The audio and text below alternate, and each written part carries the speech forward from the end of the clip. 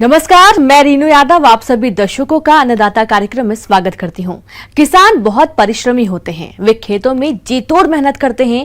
जो अनाज, फल और सब्जियां उगाते हैं, हमारे देश की अर्थव्यवस्था का लगभग समूचा भार उन्हीं के कंधों पर ही है। ऐसे ही भारतीय किसानों को खेती बाड़ी से जुड़ी बहुत सी नई, रोचक और लाभकारी जानकारियां देने के लिए हर रोज सुबह हम आपके साथ आते हैं। तो चलिए कार्यक्रम शुरू करने से पहले देखते हैं क्या है आज के अन्नदाता में। चुकंदर की खेती है किसानों के लिए फायदे का सौदा।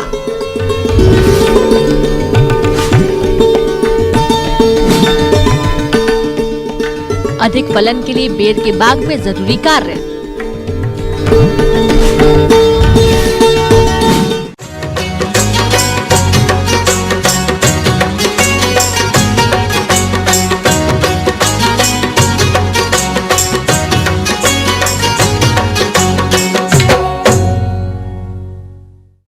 चुकंदर का नियमित सेवन शरीर के लिए बहुत अच्छा होता है, क्योंकि इसमें प्रोटीन, कैल्शियम और विटामिन से भरपूर मात्रा होती है। इन्हीं खूबियों के कारण इसे लोग बहुत पसंद करते हैं। अगर हमारे किसान भाई सही समय पर इसकी खेती करें तो इससे कम समय में अच्छा फायदा ले सकते हैं। तो आइए इसकी खेती के बारे में जानते हैं डॉक्टर सुनील प्रजापति से।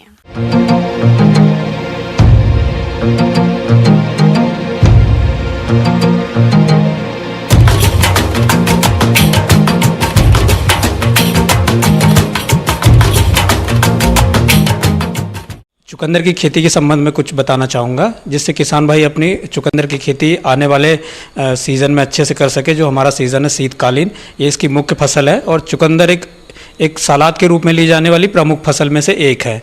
अब बात आती है कि हम कौन सी जो है चुकंदर की अच्छी किस्में लें जिससे हमारी पैदावार अच्छी मिल सके। तो इसके लिए हमें कुछ अनुशंसित किस्में हैं, जो कि जैसे क्रिम्सन ग्लोब है, डिटोरेट डार्क रेड है, रेड बॉल है। ये बड़ी अच्छी जातियां हैं जिसे हम अपने खेतों में उगाकर अच्छी उत्पादकता ले सकते हैं।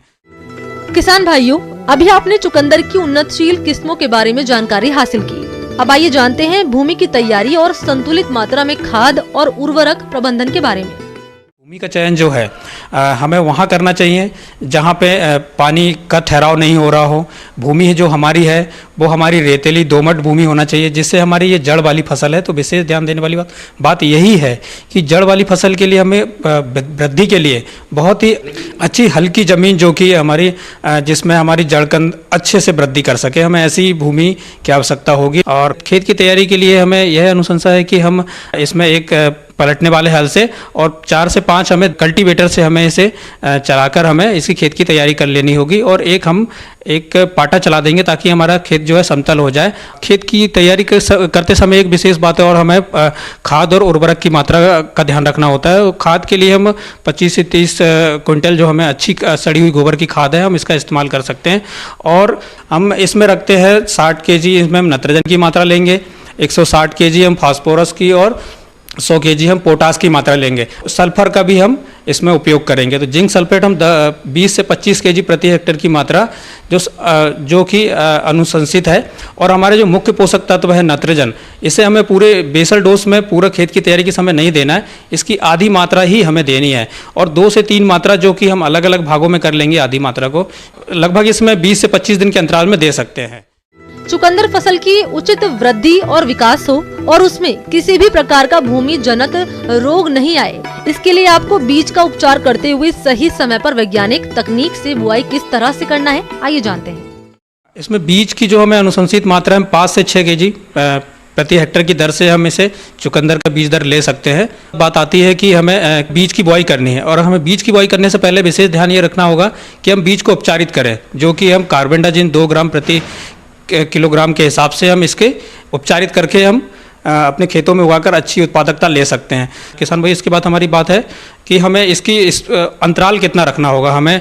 तो इसके लिए हमें अंतराल है हमारा 30 सेंटीमीटर, हम रो से रो का अंतराल रखेंगे। और पौधे से पौधे का हम 5 से 10 सेंटीमीटर, हम 5 सेंटीमीटर रख के हम एक अच्छी उत्पादकता ले सकते हैं। किसान भाइयों, चुकंदर की फसल के साथ कुछ खरपतवार भी उग जाते हैं, जो कि फसल के साथ पोषक तत्व, हवा, पानी और सूर्य के प्रकाश के लिए प्रतिस्पर्धा करते हैं, जिससे चुकंदर की फसल कमजोर हो जाती है। इसलिए आप चुकंदर की फसल में समय समय पर निराई गुड़ाई कर फसल को खरपतवारों से मुक्त रखें।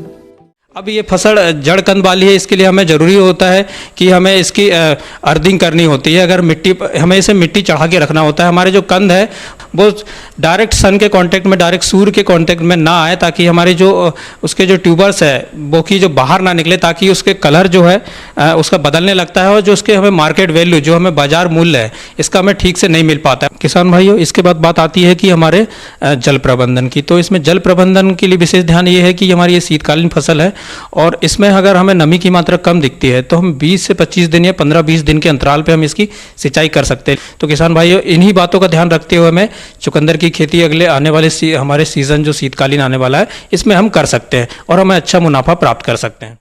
किसान भाइयों, अभी तक आपने खेती से जुड़ी हुई कुछ उपयोगी जानकारियां देखी हैं। अब लेते हैं एक छोटा सा ब्रेक, जल्द ही लौटेंगे। कार्यक्रम में आगे भी है खेती बाड़ी से जुड़ी हुई बहुत सी महत्वपूर्ण जानकारियां, तो बने रहिए हमारे साथ।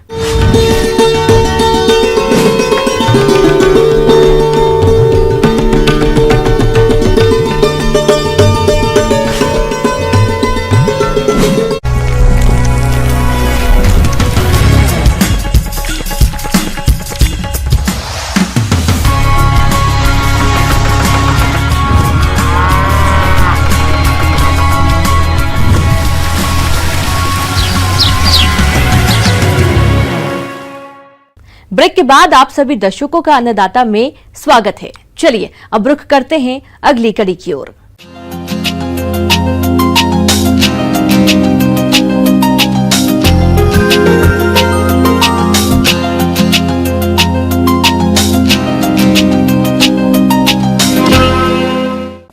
किसान भाइयों, अपने राज्य में बेर की बागवानी बड़े पैमाने पर की जाती है, क्योंकि इनके बाग अपने प्रदेश में आसानी से लग जाते हैं और इससे किसानों को अच्छा फायदा मिलता है। लेकिन कभी कभी इन बागों में कीट और रोगों के अधिक प्रकोप से नुकसान भी हो जाता है। तो बागवान बेर के बाग में इस समय कौन कौन से जरूरी कार्यों को अपनाएं जिससे बेर के बाग से अधिक फल उत्पादन मिले, इस बारे में जानते हैं डॉक्टर राकेश कुमार यादव से।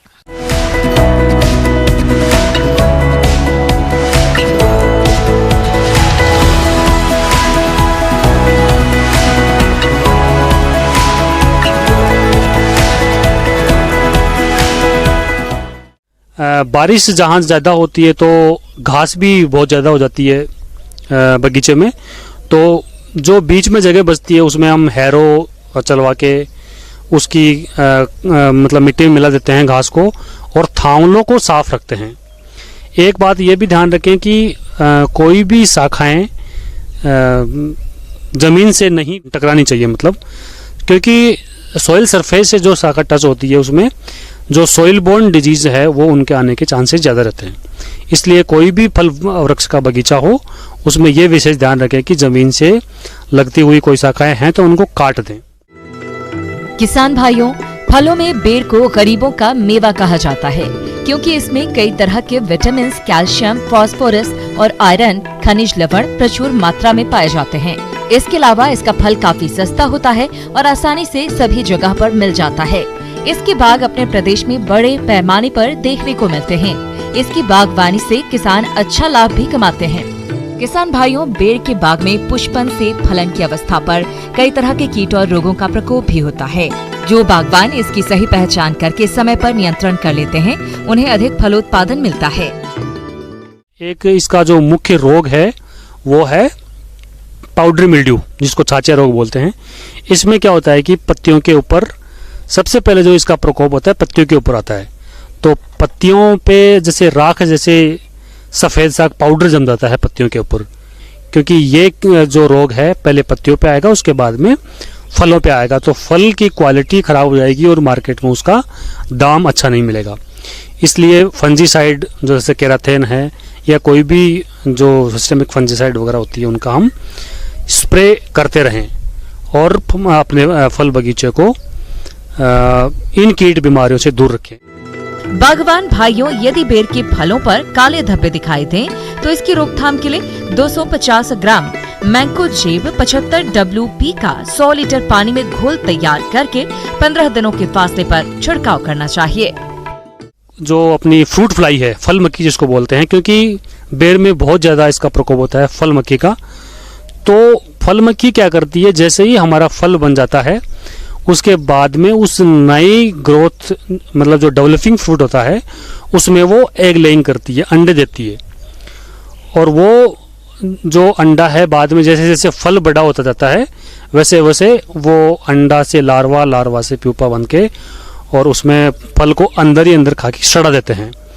जब फल हम बाहर से देखते हैं तो एकदम चमकीला स्वस्थ दिखता है, पीला रंग का हो जाता है, लेकिन जैसे ही काटते हैं तो अंदर लट हमको दिखाई देती है, वो फल मक्खी की लट होती है। इसलिए हमको ये ध्यान रखना चाहिए कि जब भी फल बनने की अवस्था आए उस समय हमको इंसेक्टिसाइड्स का स्प्रे मतलब फ्रिक्वेंटली करते रहना चाहिए। बेर के बाग में अधिक नुकसान पहुंचाने वाला मुख्य कीट है फल बेधक और फल मक्खी। क्लोरोपाइरिफॉस प्रति लीटर पानी में घोल बनाकर 15 दिन के अंतराल पर छिड़काव करें। छिड़काव करने के 1 सप्ताह तक फल नहीं तोड़ना चाहिए। फल मक्खी कीट के नियंत्रण के लिए मिथाइल पैराथियान 2 मिलीलीटर प्रति लीटर पानी में घोल बनाकर 15 दिन के अंदर से छिड़काव करना चाहिए। फल मक्खी में एक काम और किया जा सकता है कि इसमें इसके नियंत्रण के लिए जो मिथाइल यूजेनोल के जो ट्रैप होते हैं वो जगह जगह पे 1 हेक्टेयर के बगीचे में लगभग 10 से 12 जगह उसमें पेड़ों में लगा दें, ताकि उसमें उस ट्रैप में इंसेक्ट आके और उनकी पॉपुलेशन कम हो जाए।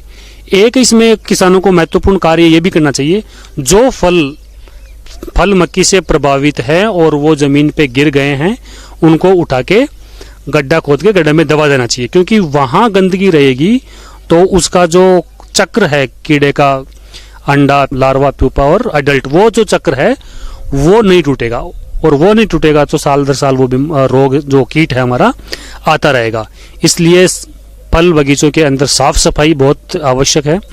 साफ सफाई रखेंगे तो कीड़े बीमारियों का जो प्रकोप है वो बहुत कम होगा। आगे और भी खेती बाड़ी से जुड़ी बहुत सी रोचक जानकारियां, पर यहाँ पर रुकेंगे एक और छोटे से ब्रेक के लिए। जल्द हाजिर होते हैं।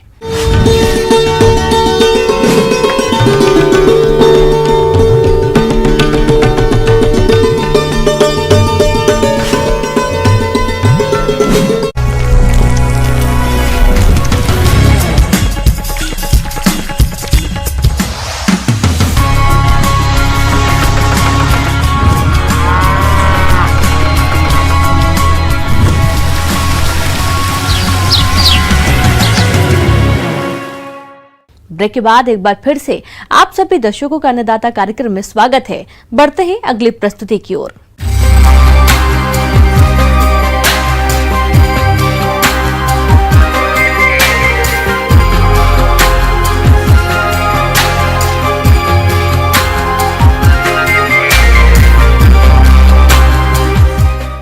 प्रदेश के किसानों को आमतौर पर खेतीबाड़ी में कई परेशानियों से दो चार होना पड़ता है, जिनमें से एक है कीटों का प्रकोप। जी हाँ, कई ऐसे कीट होते हैं जो कि बहुभक्षी होते हैं, जिसमें एक है दीमक कीट। यह कीट लगभग सभी फसलों और पेड़ पौधों को नुकसान पहुंचाता है और समय रहते इसकी रोकथाम न करने पर पूरी फसल को तबाह कर देता है। इसलिए आप इसकी रोकथाम कैसे करें, इसके लिए देखिए ये खास रिपोर्ट।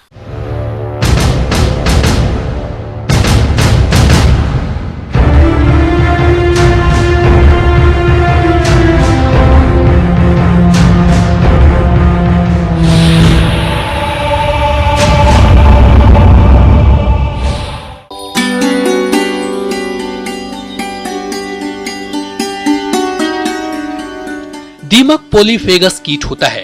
यह सभी फसलों को बर्बाद करता है। भारत में फसलों को तकरीबन 45% से ज्यादा नुकसान दीमक से होता है। वैज्ञानिकों के अनुसार दीमक कई प्रकार की होती है। दीमक भूमि के अंदर बीजों, अंकुरित पौधों को चट कर जाती है। कीट जमीन में सुरंग बनाकर पौधों की जड़ों को भी खाते हैं। प्रकोप अधिक होने पर ये तने को भी खाते हैं। अगर इस कीट पहचान की बात करें तो दीमक कीट का वैक्स मोटा होता है, जो घूसर भूरे रंग का होता है, और इस कीट की सूड़ियां मिट्टी की बनी दरारों अथवा गिरी हुई पत्तियों के नीचे छिपी रहती है। ये रात के समय निकलकर पौधों की पत्तियों या मुलायम तनों को काटकर गिरा देती है। दीमक आलू, टमाटर, मिर्च, बैगन, फूलगोभी, पत्ता गोभी, सरसों, राई, मूली, गेहूं आदि फसलों को सबसे ज्यादा नुकसान पहुंचाता है। इस कीट के नियंत्रण के लिए समेकित कीट प्रबंधन को अपनाना जरूरी है। दीमक की रोकथाम। दीमक से बचाव के लिए गर्मियों में खेत की अच्छी गहरी जुताई करें। खेत को खरपतवारों से मुक्त रखें। खेत में कभी भी कच्ची गोबर नहीं डालनी चाहिए। कच्ची गोबर दीमक का प्रिय भोजन होता है। बीजों को बेब्रिया बेसियान फफूंद नाशक से उपचारित किया जाना चाहिए। 1 किलो बीज में 20 ग्राम बेब्रिया बेसियान फफूंद नाशक से उपचारित करके बोनी चाहिए। 2 किलोग्राम सूखी नीम की बीज को कूटकर बुआई से पहले 1 एकड़ खेत में डालना चाहिए। नीम के 30 किलोग्राम प्रति एकड़ में बुआई से पहले खेत में डालने से इससे प्रकोप कम होता है। 1 किलोग्राम बेब्रियान बेसियान फफूंदनाशक और 25 किलोग्राम गोबर की सड़े खाद में मिलाकर बुआई से पहले खेत में डालें। 1 किलोग्राम प्रति एकड़ बेब्रियान बेसियान फफूंदनाशक को आवश्यकता अनुसार पानी में घोलकर मटके में भरकर निचले हिस्से में छिद्र करके सिंचाई के समय देना चाहिए।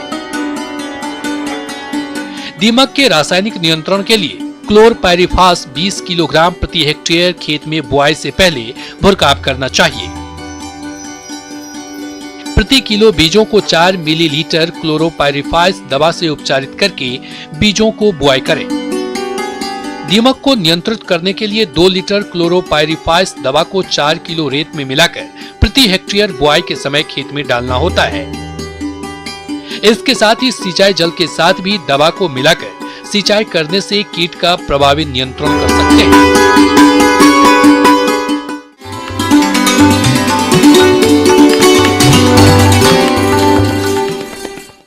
अन्नदाता हेल्पलाइन निःशुल्क फोन संपर्क सेवा के माध्यम से आपके द्वारा पूछे गए प्रश्नों में से 1 या 2 महत्वपूर्ण प्रश्न को हम अपने कार्यक्रम में शामिल करते हैं और इसी के तहत आज का चयनित प्रश्न और उसका जवाब इस प्रकार है।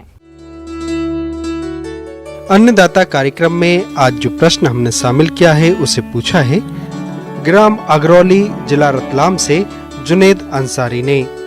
आप बकरी पालन करना चाहते हैं और इस बारे में जानकारी चाहिए है, तो जुनेद अंसारी जी आपकी जानकारी के लिए देखिए कार्यक्रम का यह अंश।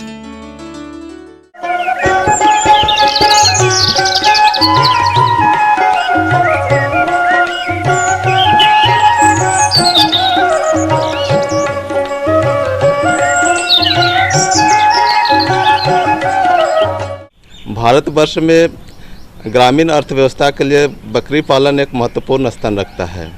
भारतवर्ष के ग्रामीण क्षेत्रों के लघु किसान, सीमांत किसान, भूमिहीन किसान और ऐसे किसान जो अभी कोरोना प्रकोप से ग्रसित हैं और प्रवासी मजदूर हैं, उनके लिए बकरी पालन एक लाभदायक सिद्ध होता है। चूँकि ये एक छोटे आकार का है और कम लागत में कम समय में अधिक इनकम का साधन स्रोत है। बकरी पालन मुख्य रूप से मांस के लिए किया जाता है, दूध के लिए किया जाता है और रोआ के लिए किया। को जब भी शुरुआत करें तो कहीं अच्छे जगह, अच्छे संस्थान से, सरकारी संस्थान से, जैसे कृषि विज्ञान केंद्र हो, वहाँ जाके आसानी से बकरी पालन का प्रशिक्षण ले सकते हैं। प्रशिक्षण होने के बाद छोटे स्तर से बकरी पालन को शुरुआत करना चाहिए। अगर हम लोग व्यवसाय को देखें, एक लघु व्यवसाय और एक कॉमर्शियल व्यवसाय, तो छोटे व्यवसाय के लिए जो किसान हैं वो 4 बकरी से शुरू करें तो ज़्यादा अच्छा है, और जो कमर्शियल बकरी पालन करना चाहते हैं वो 20 बकरी से शुरुआत करें। और इसमें चयन करना है कि किस तरह का नस्ल को हम रखें, कि हम दूध और मांस के लिए उत्पादन के लिए रखना चाह रहे हैं या मांस के लिए। अब हमें चाहिए कि हम बकरियों की सही नस्ल का चुनाव करें। ध्यान रहे कि बकरी की सही नस्ल का चुनाव ही आपको बकरी पालन में सफलता की ऊंचाइयों तक ले जाएगा। सही नस्ल के चुनाव के लिए हमें एक बात ध्यान में रखनी है कि हम जिस वातावरण में रहते हैं वहां के अनुकूल ही बकरियों के नस्ल का चयन करें। अगर हम लोग देखें तो मुख्य रूप से जो मांस के लिए लाभदायक बकरी हैं वो है ब्लैक बंगाल, गंजायाम और असम हिल। अगर हम लोग देखें दूध और मांस के लिए तो जमुनापारी, सिरोही, जलावाड़ी आदि नस्ल की बकरी काफ़ी लाभदायक सिद्ध होती हैं। और अगर हम लोग देखें कि दूध के लिए खास करके जो रखते हैं उसमें बीटल है, आपका झकराना है और मलाबारी इत्यादि नस्ल जो है काफ़ी लाभदायक होते हैं। अगर हम लोग रोआ के लिए देखें, भारतवर्ष में रोआ का भी उत्पादन काफ़ी होता है, तो ऐसे में अंगोरा नस्ल का बकरी है, पासमीना है, चेगू है, चांथंगी है, इस तरह का बकरी पालन से हम लोग रोआ का भी उत्पादन कर सकते हैं। लेकिन हम लोग का भारतवर्ष में अगर देखा जाए तो 35 से 40% बकरी का वध मांस के लिए किया करने के लिए काफी है।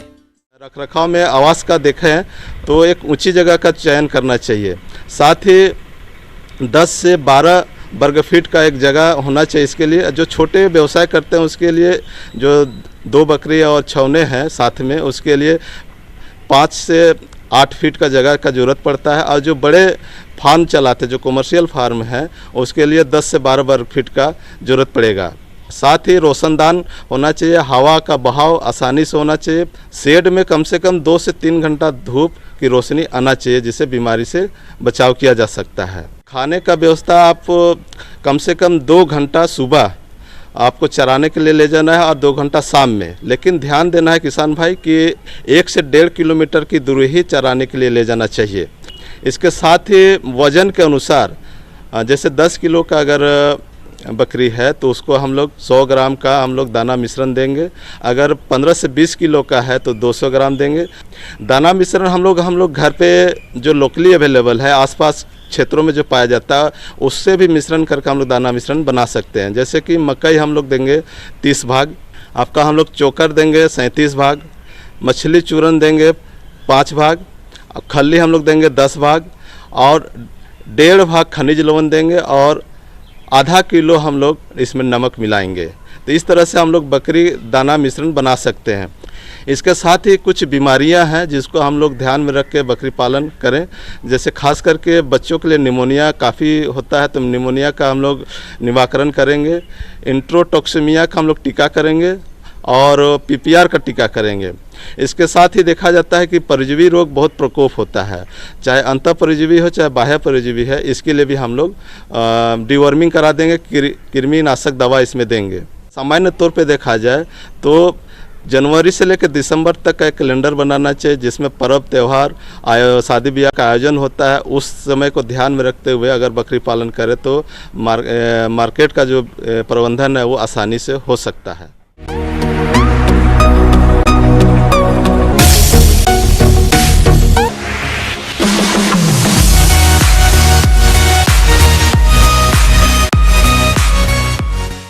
आइए अब एक नजर डालते हैं राज्य के कुछ चुने हुए मंडियों के प्रमुख फसलों के बाजार भाव पर।